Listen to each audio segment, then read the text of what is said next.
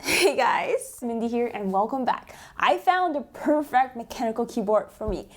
And the entire build will be listed in the description box below, so be sure to check that out.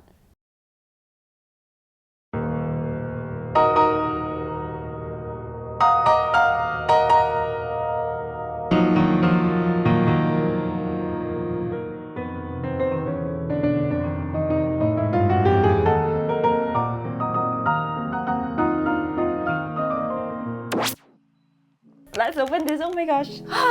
It's still like the same excitement whenever I open any box, from tech. So this is the Keycool box. It's not super polished box, but it is good quality, good content. And here we have, the first thing we have is this cables. Hello there. We see each other again. This is a USB-C cable to connect this to any PCs that you have. This is to remove the keycaps so that you can change to other keycaps if you want to. And we even have a guitar pick. Is this a guitar pick? I have no idea what this is for.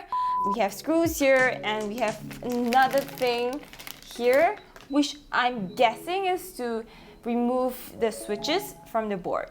Yep.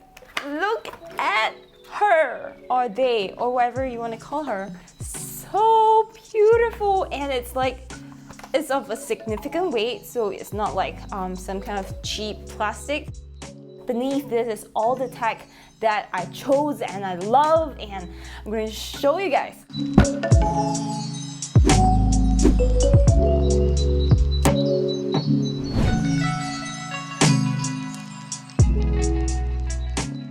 Hello there, we're back here again. Now just zoom out the camera before we start. I know you like to zoom in, let's not zoom in now. You need to see this whole thing here. So I've been using this keyboard for a while now, at least a month or two. I'm no expert, but here's some thoughts on my experience using this custom build and the thought process behind building this lovely beauty. In my previous videos, I talked about having to return the Keychron K2 because it was too tall. It is higher than most boards. Long story short, I returned the Keychron K2 to the store, and the store owner, Jeremy, told me that he could potentially build me something just like the Keychron K2 but in a shorter board. And from then on, it was just down the rabbit hole of mechanical keyboards, and I love it, honestly. This is when patience truly pays off. It took me a total of about 2 to 3 months to decide on the build and for the parts to arrive and for them to assemble this beautiful thing for me. So how does this feel? Well, it's very satisfying to type on it, and the sound, well, it's not too high pitched for my taste, and it's almost perfect for what I like, and it feels just damn good to type on. This is a very solid build. It's heavy and sturdy, so it doesn't move around that much when I'm typing or when I'm killing zombies. That's very important. And yeah, but best of all, there's no pain. My hand don't feel pain. It's very well adjusted to this keyboard. That's what matters to me the most, actually. Yeah, besides all of the above. Yeah. And I guess it's time for a little keyboard ASMR.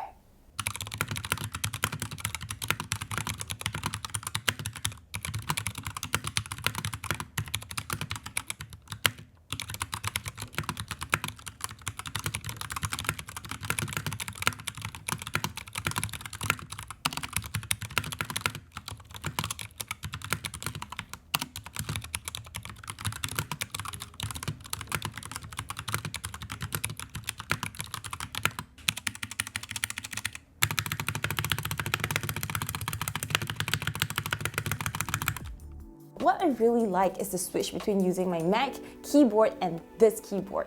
And I realized that every time I switch back to this, I miss this typing experience so much. So I guess it's safe to say that I prefer this keyboard way more than the Mac keyboard. Although there are pros and cons, and I'll cover that in another video.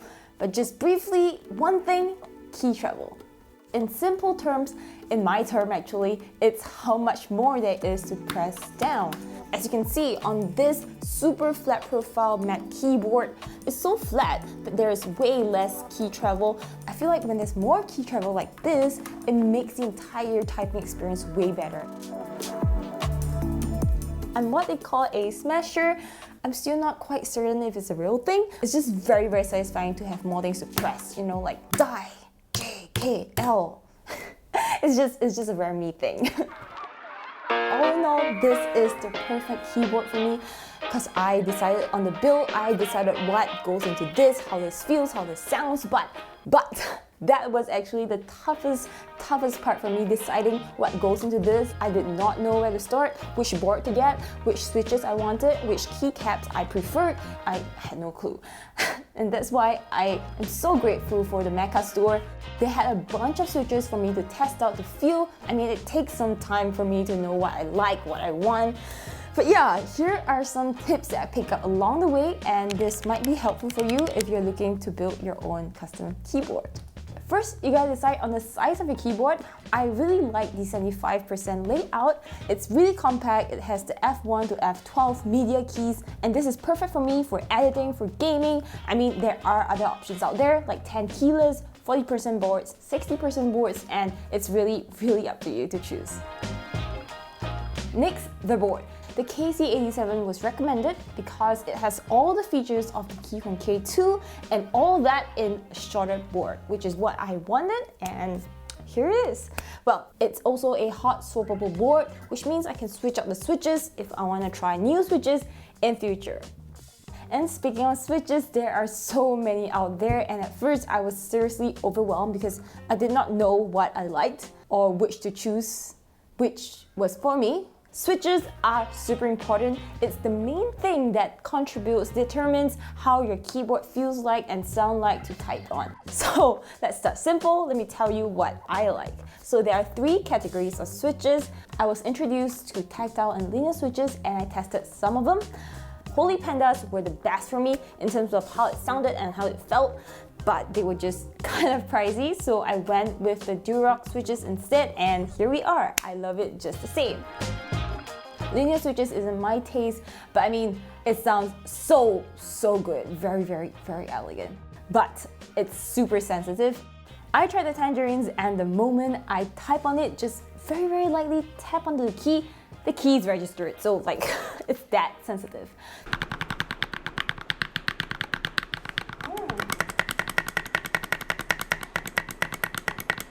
Some gamers love it, but I can't type really fast on it, so it's just not for me.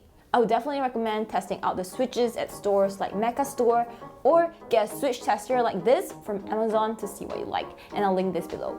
Once again, this matters a lot because it's the bulk of how your keyboard will sound and feel like. Next, to lube or not to lube. Now, before you start laughing, this is a very real thing in the mechanical keyboard realm. So I tested them out. Lube switches definitely sounded cleaner and nicer, and it feels more elegant to type on them as compared to switches that were not lubed. Proper lubing can actually make switches sound more precise and quieter, but it takes skills and a lot of patience to lube. Too much lube can actually damage your keyboard, and you wouldn't want that. Next, keycaps. There are so many designs and styles to choose from, but with keycaps, it's more than just the style or the colors you pick. You have to choose the right materials to make sure that the words don't fade. PPT keycaps doesn't shine, so the oil on my fingertips doesn't cause this to look too oily or dirty. I went with cherry profile keycaps because I like it tight. I'll link the Keycap 101 article below, and you can read up if you like. And the design here is Red Samurai inspired because I love my red and black. They just match so well together. Now, sound. Contrary to popular beliefs, mechanical keyboards doesn't have to be loud, noisy, pitchy. I mean, I did find that the Gatron Blue switches from Keychron were kind of pitchy for my taste. However, with custom-built keyboards like this, you can have your keyboard sounding exactly like how you like them to be. And there are so many ways to dampen the sound, like lubing or using O-rings. I'm no keyboard expert, and I don't have experience in building boards like this, and that's why I really like the Mecha store. I learned a lot of new stuff from them and got to test out a lot of keyboards and switches before deciding on this best build, perfect build for me. So yeah, if you guys are in the area and are interested in keyboards like this, go check them out, test out some switches, and tell them that I sent you. Yeah, they're really cool people there. At the end of the day, there's no best keyboard. It really depends on your taste, your preferences. So take your time, be patient. It will take some time to build something perfect just for you. Hope you guys learned something today. Subscribe for more videos like this and hit the bell so that you don't miss anything. Everything mentioned will be linked below. And as usual, stay minty and cherry. Goodbye.